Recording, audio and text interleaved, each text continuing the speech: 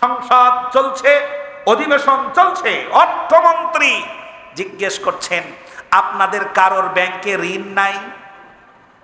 শুনছেন কথা? বিরোধী দলীয় বিশেষ করে বাংলাদেশ জামাত ইসলামীর লোকদেরকে বলছে, এবং ইসলামিক যে সমস্ত সংসদ সদস্য বিরোধী দলে আছে তাদেরকে উদ্দেশ্য করে বলছেন, আপনাদের কোনো ঋণ নাই?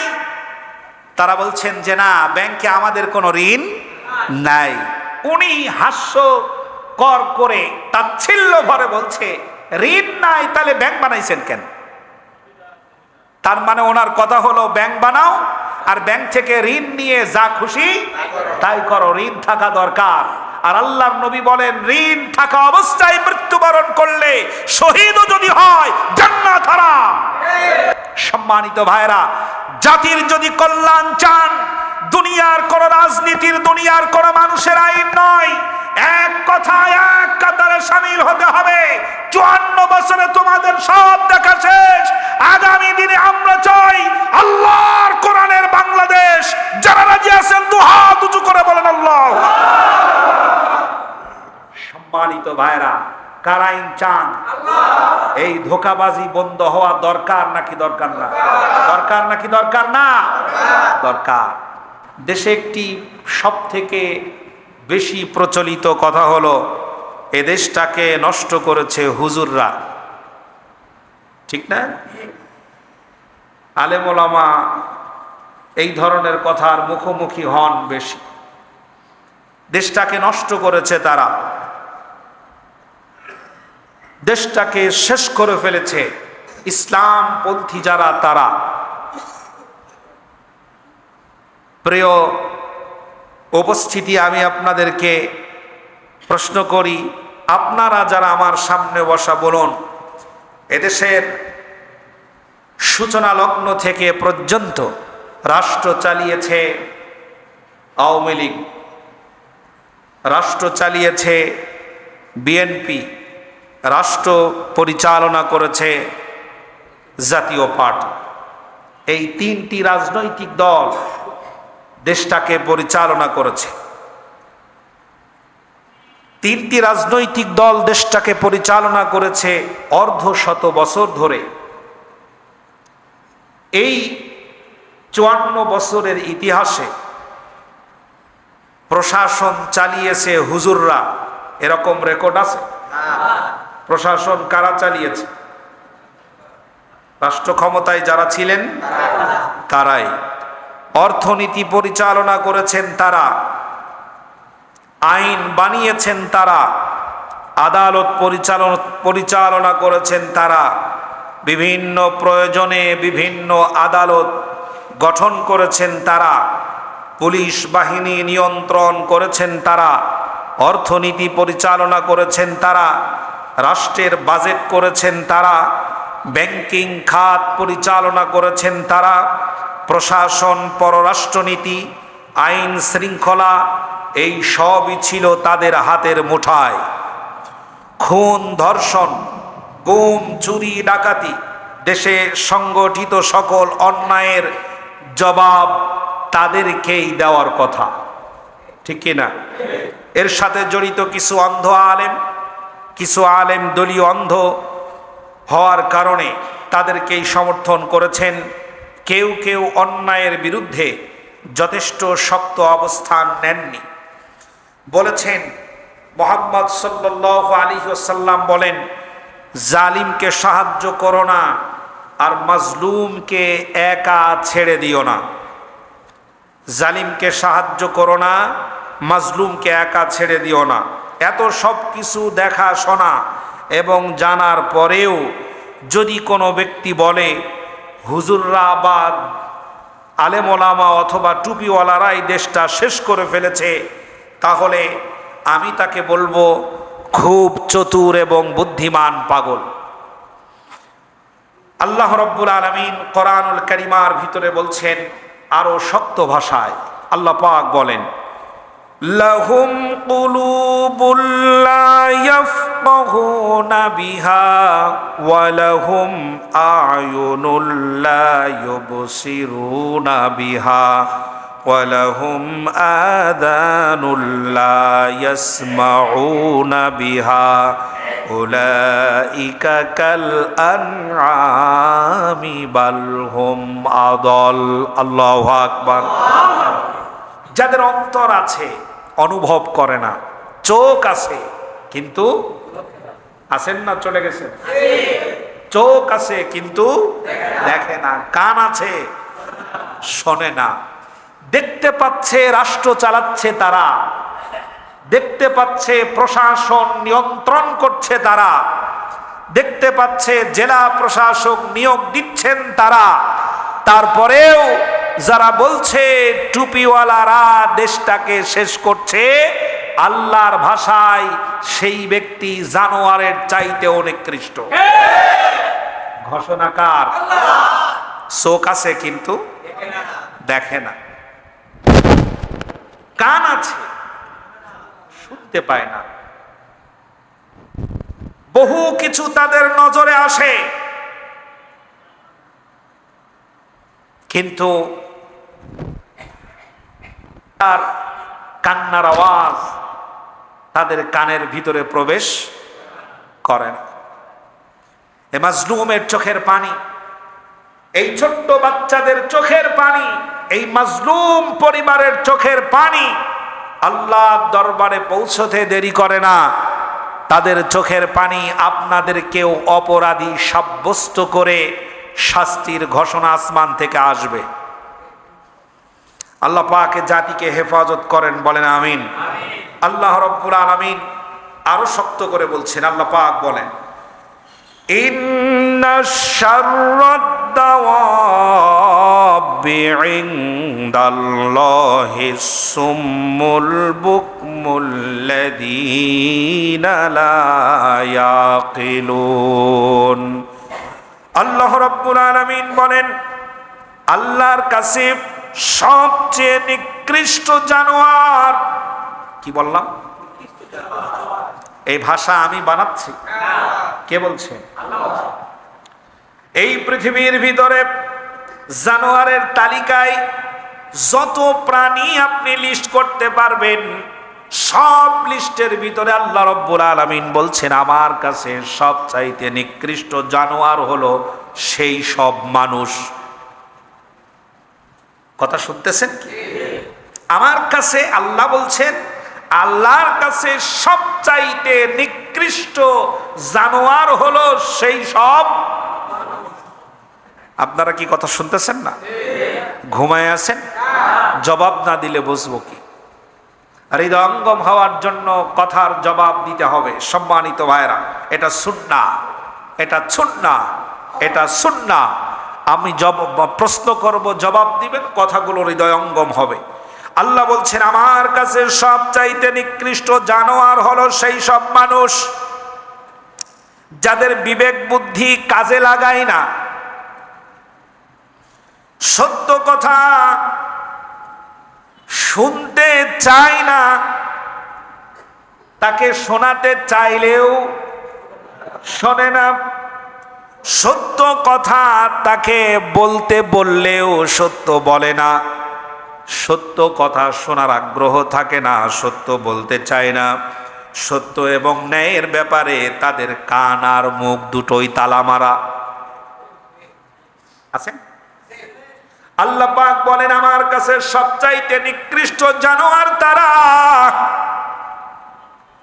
যাদের চোখ আর কান ন্যায় এবং সত্যের ব্যাপারে তালাবদ্ধ করা, ঠোঁট খোলে না সত্যের পক্ষে, চোখ দিয়ে দেখে না সত্যটাকে, কান দিয়ে সত্যটা শ্রবণ করে না, সত্য কথা বলার ক্ষেত্রে দুই ঠোঁট তালা মেরে রাখে, আসল কথাটা গোপন করে যায়, আসলটা বলে না।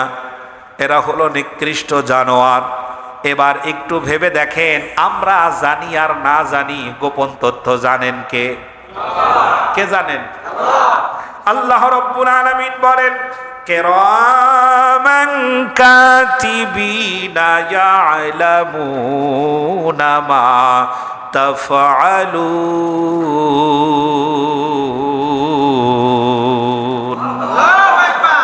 যা করছো সব কি হচ্ছে? আল্লাহ পাক আরো বলেন, মা ইয়ালফিযু মিন কাউলিন ইল্লা লাদাইহি রাকীবুন আতীদ।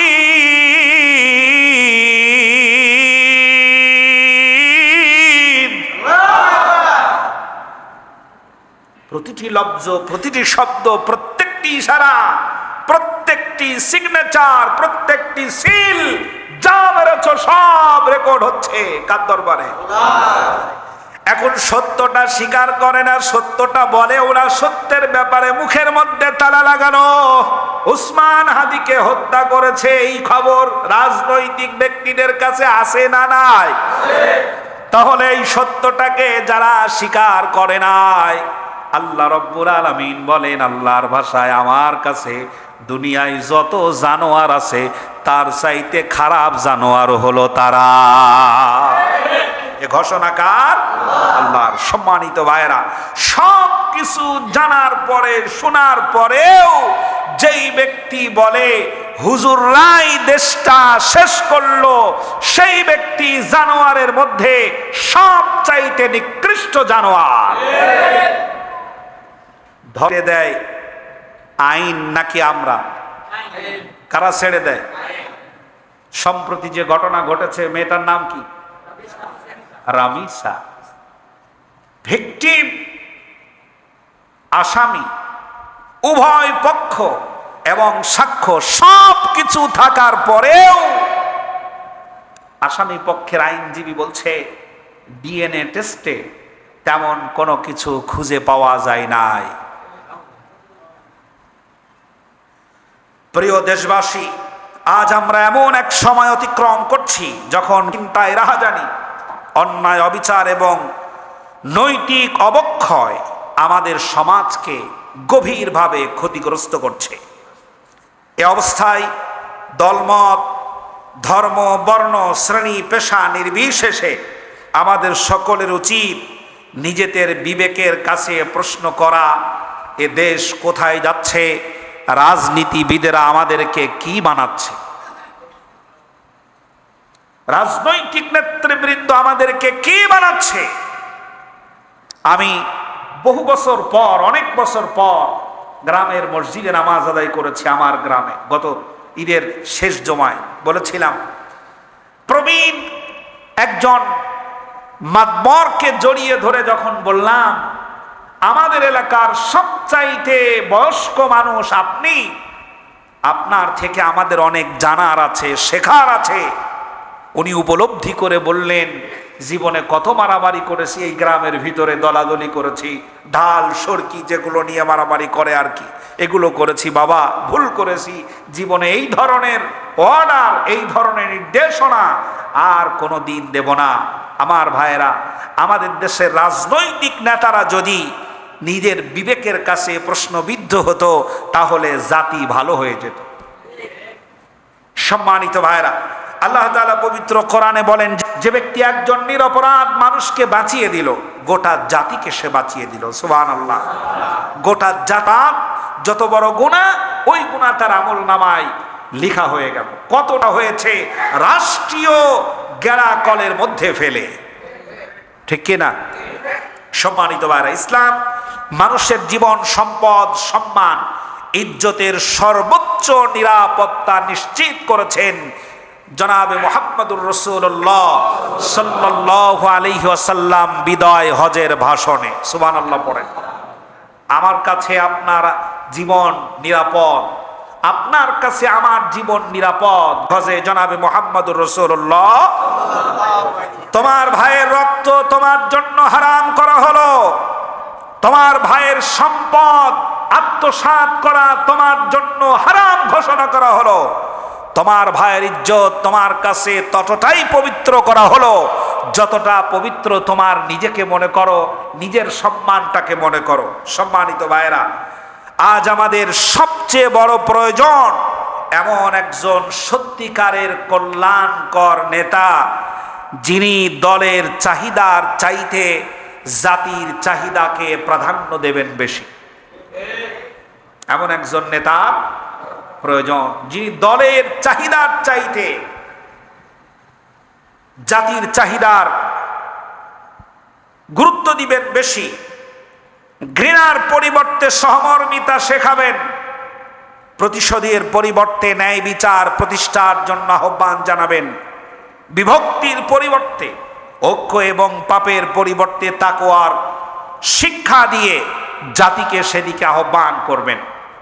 সম্মানিত দেশবাসী, কোন সভ্য সমাজ কেবল আইন প্রণয়নের মাধ্যমে টিকে থাকে না, বরং আইন সবার জন্য সমানভাবে প্রয়োগের মাধ্যমেই সমাজ টিকে থাকে। আজ আমাদের সমাজে যে অপরাধ, হত্যা, ধর্ষণ, সন্ত্রাসী কর্মকাণ্ড, গুলি করে প্রকাশ্যে মানুষ হত্যা করার এ সমস্ত অন্যায়ের অন্যতম কারণ হলো অপরাধীর অন্তর থেকে শাস্তির ভয় উঠে যাওয়া। অপরাধীর অন্তরে কি নাই? শাস্তির ভয় নাই। কারণ শাস্তি দেওয়ার জন্য যে প্রশাসন নিয়োগ করা হয়েছে, ওই প্রশাসন দলীয় চামচামি ছাড়া কিচ্ছু বোঝে না। বেতন খায় কাটটা? জনগণের ট্যাক্সের টাকায়। জনগণের ট্যাক্সের টাকার বেতন খেয়ে নেতার চামচামি করা এমন ছাগলের দল লালন পালন করে কোনো লাভ নাই।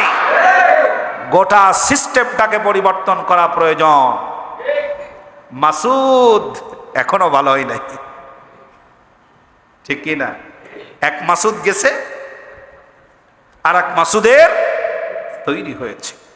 মাওলানা ইলিয়াসুর রহমান জিহাদি, নাম শুনছেন? মাওলানা ইলিয়াসুর রহমান জিহাদি, তিনি পুলিশের পোশাক নিয়ে কথা বলেছেন।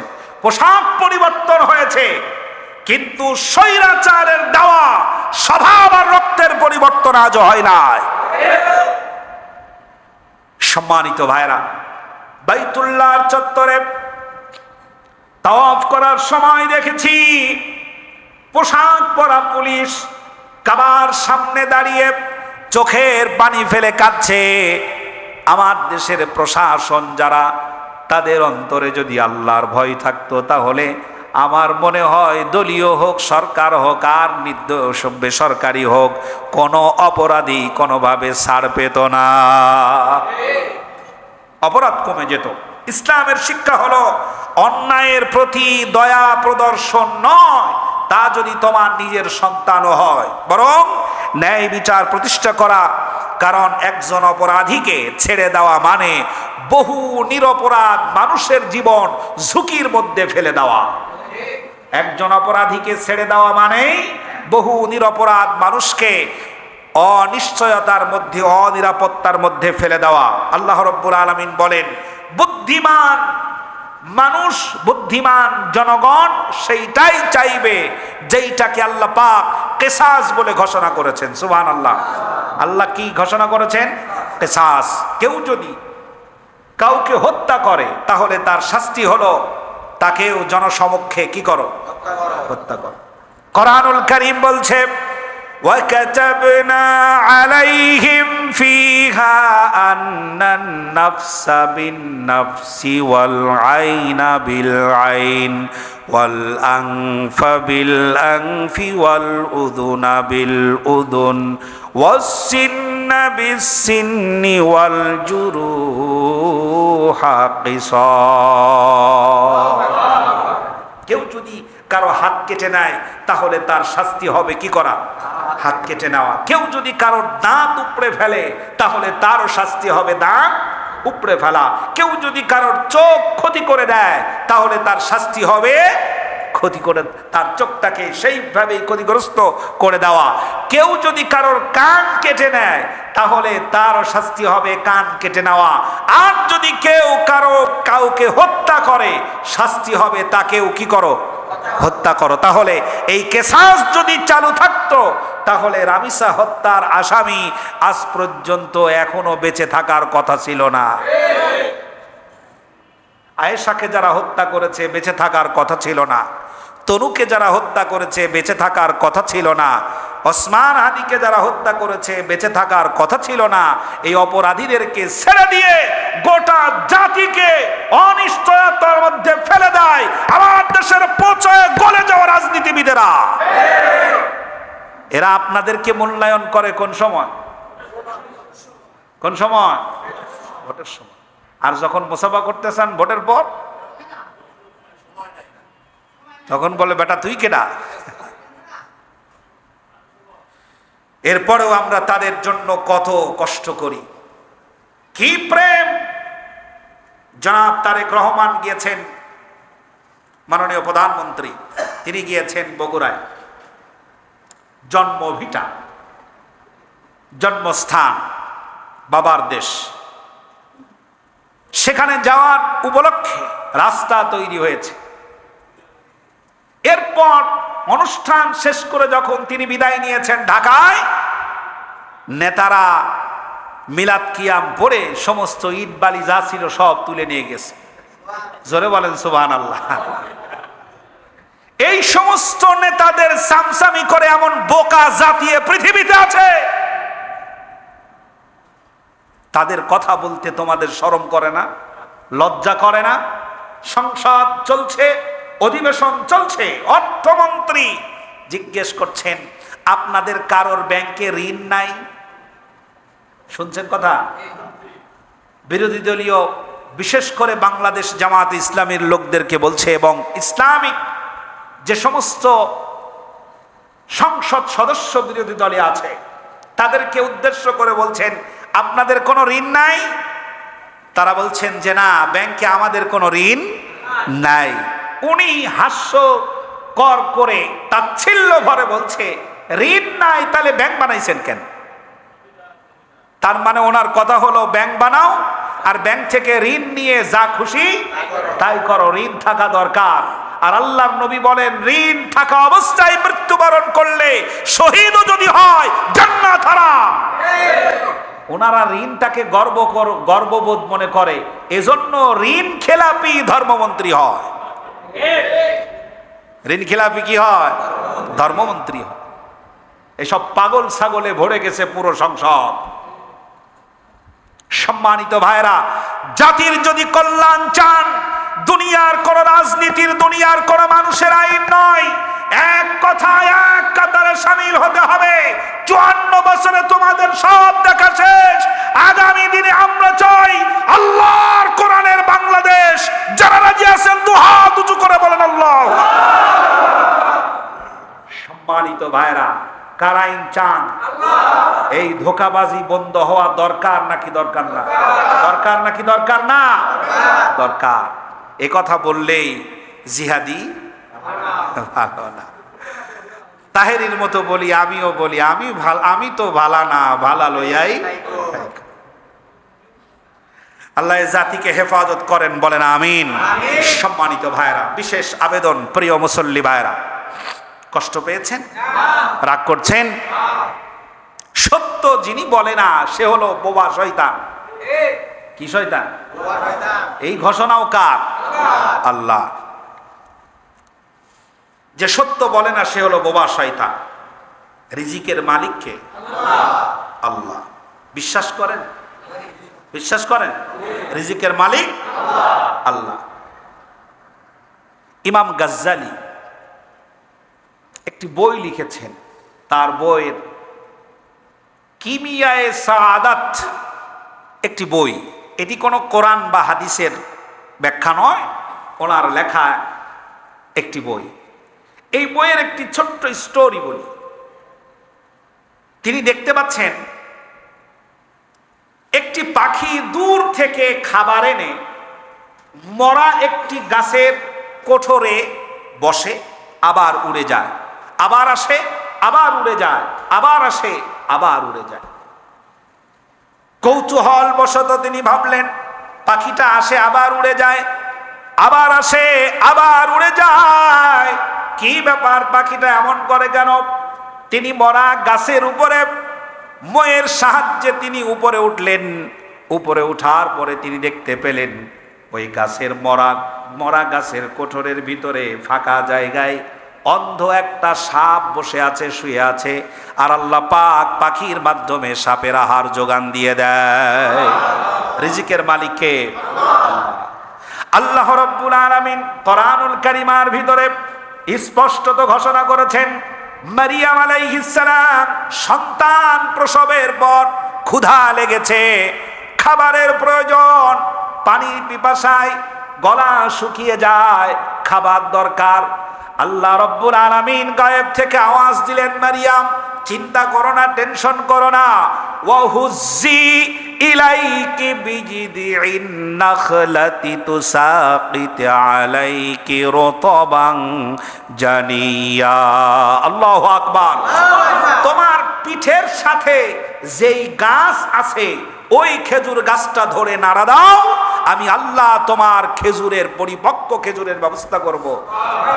মারিয়াম পিছনের দিকে তাকায়া দেখেন যেই গাছে তিনি হেলান দিয়ে বসেছেন ও গাছের মাথাই নাই। সুবহানাল্লাহ বলতে ইচ্ছে করলো না। গায়েবে আওয়াজ আসছে, অথবা তার উপরে ইলহাম করা হচ্ছে, তাকে জানানো হচ্ছে যেই গাছের সাথে তুমি ট্যাক লাগায়া বসে আছো হেলান দিয়ে, ওই গাছটা ধরে নাড়া দাও, আমি আল্লাহ পাক পাকা খেজুর তোমাকে দান করব। ওয়াহুজ্জি ইলাইকি বিজিদিন নাখলাতি তুসাকিত আলাইকি রুতবান জানিয়া, ঘোষণাকার। আমি কোন হাদিস বলি নাই যে আপনি বলবেন এর রাবি ঠিক নাই, এর মতন ঠিক নাই। কোরআন বলছে তুমি নাড়া দাও। মারিয়াম আলাইহিস সালাম তাকায়া দেখছেন গাছের কি নাই, কাণ্ড নাই, পাতা নাই, মাথা নাই, শুকনা গাছ। দ্বিধায় পড়ে গেলেন, আওয়াজটা মনে হয় ভুল। এই গাছে নাড়া দিলে পরে কিভাবে রিজিক আসবে, কিভাবে খেজুর আসবে? মাথাই তো নাই। মাথা থাকলে ওনার একটা আশা থাকতো। আল্লাহ রব্বুল আলামিন আবার জবাব দিলেন, মাথা সে বানায়, এই চিন্তা করা তোমার কাজ নয়, তোমার কাজ হলো ধাক্কা দেওয়া, ঝাঁকা দেওয়া। একজন দুর্বল মানুষ মরে যাওয়া খেজুর গাছটা নাড়া দিলে কতটুকু নড়বে? নড়বেই না। মারিয়াম আলাইহিস সালাম শুধু খেজুর গাছটা ধরে কোন রকম একটু ধাক্কা ঝাঁকা দেওয়ার মতো চেষ্টা শুধু করেছেন, আর তিনি দেখতে পেলেন ঝরঝর করে পরিপক্ক খেজুরগুলো মরিয়মের পায়ের কাছে পড়ে যায়। দাব্বাতিন ফিল আরদি ইল্লা আলাল্লাহি রিজকুহা। রিজিকের ফয়সালা হয় কোথায়? জোরে বলেন, রিজিকের ফয়সালা হয় কোথায়? আসমানের মালিকের হাতে রিজিকের ফয়সালা হয়। এই রিজিকের ভয়ে, চাকরির ভয়ে, সত্য কথা থেকে যারা বিরত থাকে তারা হলো নিকৃষ্ট জানোয়ার। আমার রিজিকের ভয় দেখাও মিয়া, আমি 1 মাস না খেয়ে থাকা ট্রেনিং প্রাপ্ত সেনাবাহিনী, ঠিক কি না? 1 মাস না খেয়ে ছিলেন না? খাবার ছিল, খাওয়ার আগ্রহ জাগছে। পানি ছিল, পানি খাওয়ার আগ্রহ জাগছে। গোপনে খেতে পেরেছেন? খান নাই। কার ভয়? আল্লাহর ভয়। আপনি তো 1 মাস না খেয়ে থাকার প্রশিক্ষণ প্রাপ্ত ইমানদার, আপনি কেন রিজিকের ভয় করবেন? সত্য যা তাই বলবেন, তা যদি জাতীয় মসজিদ হয়। তা যদি বলতে না পারেন তাহলে আপনার মতো জাতীয় ইমাম দিয়ে এ জাতির হবেটা কি? সম্মানিত ভাইরা, জাতীয় মসজিদ বাইতুল মুকাররম, জাতীয় মসজিদ থেকে জাতির জন্য দিক নির্দেশনামূলক ঘোষণা আসবে, এটাই জাতি আশা করে। বিশ্বাস করেন, বিশ্বাস করেন। মরহুম কারি ওবাইদুল্লাহ রহমাতুল্লাহি আলাইহি, আল্লাহ পাক তাকে জান্নাতের উচ্চ মাকাম দান করেন, বলেন আমিন। কারি ওবাইদুল্লাহ কোন সরকারের রক্ত চক্ষুকে ভয় করেন নাই। কারি ওবাইদুল্লাহ কোন সরকারের দিকে তাকিয়ে কথা বলেন নাই। জাতির জন্য যেটা কল্যাণকর, জাতীয় মেহরাব থেকে সেই ঘোষণাই তিনি দিয়েছেন। কারি ওবাইদুল্লাহ মরে যাওয়ার পর জাতীয় মসজিদে জাতির প্রয়োজনে কোনো ইমাম আজও আসে নাই। যে সরকার আসে তারে বসায়, আমার পক্ষে ফতুয়া দেওয়াই হলো তোমার কাজ। ইহুদিদের ভিতরে কিছু আলেম ছিল, সে আলেমদের কাজই ছিল ওনারা যখন কথা বলবেন তাদের কথার বৈধতা দিবেন। ব্রিটিশদের কিছু আলেম ছিল তৈরি করা, পোষ মানানো, বাড়ির পোষা কুকুরের মতো, যা খাওয়াবো খাবে আর আমার পিছনে ঘেউ ঘেউ করবে।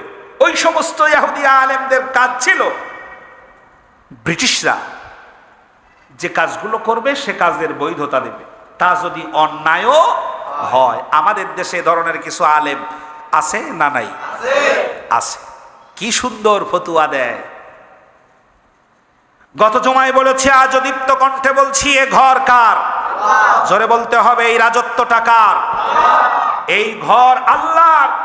এই ঘরের মধ্যে আল্লাহর কথা বলতে দেব না এমন জালেম যদি তৈরি হয়, আবার মাজলুমেরা রাস্তায় নামবে, জালেমদেরকে আবার পিটিয়ে ঠান্ডা করবে ইনশাআল্লাহ। সুতরাং আল্লাহর ঘরে আল্লাহর কথা বলতে দেব না এমন দুঃসাহস দেখাবেন না। এই আগুন নিয়ে খেলবেন না, পুড়ে যাবেন। বাঁচাবার মতো দাদা বাবুদেরকেও পাওয়া যাবে না। সম্মানিত ভাইরা, আল্লাহ পাক এ জাতিকে হেফাজত করুন, বলেন আমিন। রিজিকের মালিক কে? আল্লাহ। প্রিয় মুসল্লি ভাইরা, আবেদন, আল্লাহ তাআলার অশেষ রহমতে আমাদের মসজিদের যে কাজের পরিকল্পনা গ্রহণ করা, ইনদাকুম ইয়ানফাদু ওয়া মা ইনদাল্লাহি বাক। বান্দা, তোমার কাছে যা আছে তা সব ফুরিয়ে যায়, এক এক করে দিতে দিতে সব ফুরিয়ে যায়। মা ইনদাকুম ইয়ানফাদু ওয়া মা ইনদাল্লাহি বাক। আমি আল্লাহ রাব্বুল আলামিনের ভান্ড কখনো ফুরাই না। তোমাকে দেব, তোমার ভাইকে দান করব, তোমার বোনকে দেব, পৃথিবীর মানুষকে দেব, এক এক করে সবাইকে দেব। তারপরেও আমি আল্লাহ রব্বুল আলামিনের ভান্ড কখনো ফুরিয়ে যায় না। নাই তুমি চাইবে কার কাছে? আল্লাহ রব্বুল আলামিন বলেন, কোরআনুল কারীম বলছে, ফাযকুরুনি আযকুরকুম ওয়াশকুরুলি ওয়ালা তাকফুরুন।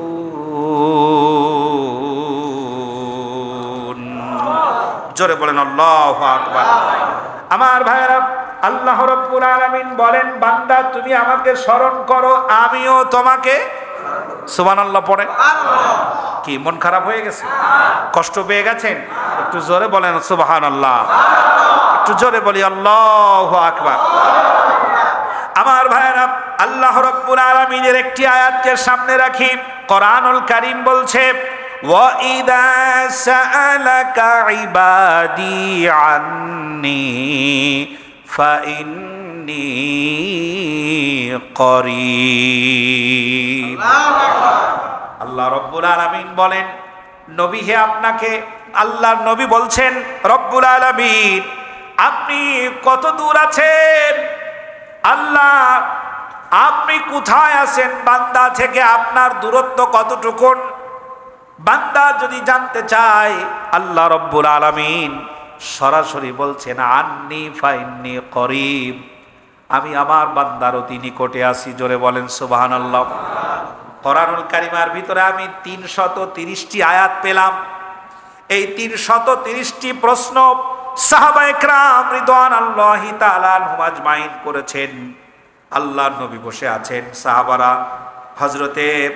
হযরতে মুআজ ইবনে জাবাল রাদিয়াল্লাহু তাআলা আনহু সহ কয়েকজন সাহাবী জিজ্ঞেস করছেন, ইয়াসআলুনাকা আনিল আহিল্লা। খেয়াল করেন, প্রশ্ন করছেন, ইয়াসআলুনাকা আনিল আহিল্লা, ও আল্লাহর নবী, এই যে আকাশের চাঁদ আমরা দেখতে পাই, চাঁদটা ছোট হয়ে শুরু হয়, আবার মাঝামাঝিতে পূর্ণ হয়ে যায়, তারপরে আস্তে আস্তে আবার ছোট হয়ে যায়। জানতে চায়, বলেন না নবী গো, চাঁদের এই ছোট আর বড় হয়ে যাওয়ার ব্যাপারটা কি? আল্লাহ রাব্বুল আলামিনের কাছে বলা হলো, আল্লাহ রাব্বুল আলামিন বলে দিলেন, কুল হিয়া মাওয়াকিতু লিন-নাসি ওয়াল হজ ওয়ালাইসাল বিররু। আল্লাহ রাব্বুল আলামিন বললেন, নবী হে, আপনি বলে দেন, চাঁদের ছোট হয়ে যাওয়া আর চাঁদ এর পূর্ণ হয়ে যাওয়া এবং এইটা আরো ছোট আবার ছোট হয়ে যাওয়া, এইটার উপরে আমি পৃথিবীবাসীর জন্য চিরস্থায়ী দিন গণনার ক্যালেন্ডার বানিয়ে দিয়েছি। মানুষ দিন গণে সূর্য দেখে না চাঁদ দেখে? মাস গণে কি দেখে? চাঁদ দেখে হজ করে কোন মাসে? জিলহজ মাসে হজ করে, জিলহজ মাসে। এইভাবে ফেরেশতারা সাহাবায়ে কেরাম প্রশ্ন করছেন, ইয়াসআলুনাকা মাযা ইউনফিকুন, ও নবী আমাদের যে উপার্জন, এই উপার্জনটা আমরা ব্যয় করব কোথায়? আল্লাহ রাব্বুল আলামিন বলেন, কুল মা আনফাকতুম মিন খায়র ফালিল ওয়ালিদাইনি ওয়াল আকরাবিনা ওয়াল ইয়াতামা ওয়াল মাসাকিন ওয়াবনিস সাবিল ওয়া মা তাফআলু মিন খায়রিন ফাইন্নাল্লাহা বিহি আলিম। আল্লাহু আকবার। কুল, হে নবী আপনি বলুন। সাহাবায়ে কেরাম প্রশ্ন করেছেন যখন, আল্লাহ পাক বলেছেন কুল, হে নবী আপনি বলুন। শব্দ খেয়াল করেন, ওয়া ইযা সাআলাকা ইবাদি আন্নী ফাইন্নী করিব ফাযকুরুনি আযকুরকুম। এখানে অন্য কোন শব্দ আল্লাহ, অন্য কোন লফজ, অন্য কোন জের জবর কিচ্ছু রাখেন নাই। ফাযকুরুনি বলেন, বলেন ফাযকুরুনি। 330টা জায়গায় ফেরেশতা সাহাবায়ে কেরাম প্রশ্ন করেছেন, আর আল্লাহ পাক বলছেন কুল, হে নবী আপনি বলে দেন। কাফেরেরা প্রশ্ন করছেন, আমরা যেই রবের ইবাদত করি, লাত, উজ্জা, মানাত মক্কার ঘরের ভিতরে রেখেছি, তাকে আমরা দেখতে পাই। এই যে হবল দেখতে পাচ্ছ, সে আমাদের রাজ্য রাজত্বটাকে ঠিক রাখে। আমরা এই রবকে দেখতে পাই, কিন্তু মুহাম্মদ পড়েন সাল্লাল্লাহু আলাইহি ওয়াসাল্লাম, তুমি যেই রবের কথা বলছো, তোমার সেই রব দেখতে কেমন, তার পরিচয় কি? এই কথা আল্লাহ রাব্বুল আলামিনের কাছে জানানোর সাথে সাথে আল্লাহ রাব্বুল আলামিন বলে দিলেন, কুল হুয়াল্লাহু আহাদ। কুল, প্রথম কি শব্দ? কুল, হে নবী আপনি বলুন আল্লাহ এক। কত বড় মারাত্মক কথা বলার পরে আল্লাহ পাক বলছেন, হে নবী আপনি বলুন আল্লাহ এক, অদ্বিতীয়, আল্লাহুস সামাদ, তিনি কারো মুখাপেক্ষী নন। লাম ইয়ালিদ ওয়ালাম ইউলাদ, তিনি কাউকে জন্ম দেন নাই, তাকেও কেউ জন্ম দেয় নাই। ওয়ালাম ইয়াকুল লাহু কুফুয়ান আহাদ। আকাশের নিচে, জমিনের উপরে, মানুষের দৃষ্টিসীমার বাহিরে আর ভিতরে, জ্ঞান পরিধির বাহিরে আর ভিতরে আল্লাহর সমকক্ষ কেউ নাই। আল্লাহু আকবার। বলছেন কুল, হে নবী আপনি বলুন। ফাযকুরুনি, এখানে কুল নাই, ফাযকুরুনি। যখন মানুষেরা আমাকে স্মরণ করে, কুল আযকুরুকুম, হে নবী আপনি বলুন আমিও তোমাদেরকে স্মরণ করি। আল্লাহ এরকম বলেন নাই, বরং বলেছেন ফাযকুরুনি, আমাকে স্মরণ করো, আমিও তোমাকে স্মরণ করি। সুবহানাল্লাহ। মাঝখানে আর কোনো পর্দা নাই। সুবহানাল্লাহ পড়ে। পৃথিবীর কেউ আপনার আবেদন শোনে নাই।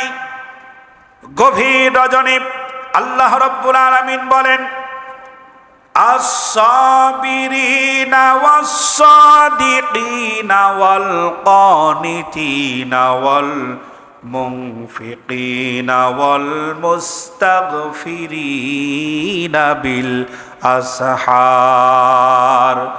সূর্য যখন পশ্চিম দিকে চলে যায়, পৃথিবীটা অন্ধকারে ছেয়ে যায়, রাতের 3টা ভাগ চলে যাওয়ার পর শেষ রাত্রে যখন বান্দা তওবা করে, চোখের পানি ফেলে কাঁদে, আল্লাহ রব্বুল আলামিনকে যখন ডাক দেয়, আল্লাহ রব্বুল আলামিন বলেন আন্নী ফাইন্নী করিব, আমি খুব কাছে, খুব কাছে। আল্লাহ পাকের নবী যখন বললেন আপনি কত দূর, আল্লাহ রব্বুল আলামিন যেন বলে দিলেন, কুল শব্দ ব্যবহার করে আল্লাহ সহ্য সময় নষ্ট করতে চাইলেন না। বান্দা জিজ্ঞেস করেছে আমি কোথায়, আল্লাহ উত্তর দিয়েছে আমি তোর রগের চাইতেও নিকটে। সুবহানাল্লাহ। বান্দা বলছে আল্লাহ কোথায়, আল্লাহ বলছে আমি এখানে। আইনামা তুওয়াল্লু ফাতাম্মা ওয়াজহুল্লাহ, যেদিকে তাকাবে সেদিকেই আমি রব তোমার সামনে দাঁড়িয়ে আছি। সুবহানাল্লাহ পড়েন। সবচেয়ে বেশি আবেদন যিনি শোনেন তিনি কে? আল্লাহ। আর আমরা আল্লাহর কাছে চাইতে ভয় পাই। মনে করি যে আমার কথা বুঝি আল্লাহ শুনবেন না, আমাকে বুঝি আল্লাহ ক্ষমা করবেন না। কেন ভাবেন এটা? আল্লাহ নবীর সাহাবী বললেন, ইয়া রাসূলুল্লাহ, অপরাধ করে ফেলেছি। নবীজি বললেন, তওবা করো। কয়েকদিন পরে এসে বললেন, ইয়া রাসূলুল্লাহ, একই অপরাধ আমার দ্বারা আবার সংগঠিত হয়ে গেছে। আল্লাহ নবী বললেন, আবার তওবা করো। আবার কিছুদিন চলে গেল। বেশ কিছুদিন পরে সাহাবী এসে বললেন, ইয়া রাসূলুল্লাহ, আমার দ্বারা আবার গুনাহ সংগঠিত হয়ে গেছে। আল্লাহ রাব্বুল আলামিনের নবী জবাব দিলেন, আমার প্রিয় সাহাবী, শুনে নাও, গুনাহ করতে করতে তুমি একদিন ক্লান্ত হয়ে যাবে, গুনাহ করতে করতে তুমি একদিন বৃদ্ধ হয়ে যাবে, শক্তি তোমার হারিয়ে যাবে, কিন্তু আমার রব ক্ষমা করতে করতে কোনোদিনও ক্লান্ত হয়ে যাবেন না। জোরে বলেন সুবহানাল্লাহ। সেই রবকে ডাকার জন্য মাধ্যম দরকার আছে। সরাসরি ডাক দিবেন কাকে?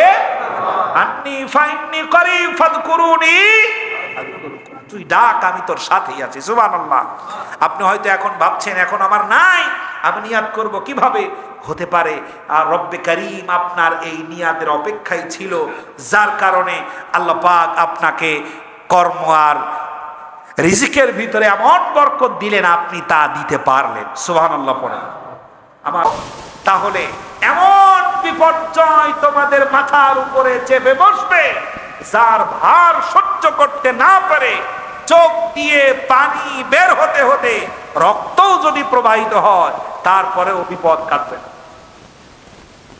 যদি এটার প্রতিবাদ না করো। এজন্য আমাদেরকে এ ব্যাপারে সংস্কারের চিন্তা ভাবনা মাথায় আনতে হবে, সে ব্যাপারে আমাদের পরিকল্পনা নিতে হবে, সেই মোতাবেক কাজ করতে হবে ইনশাআল্লাহ।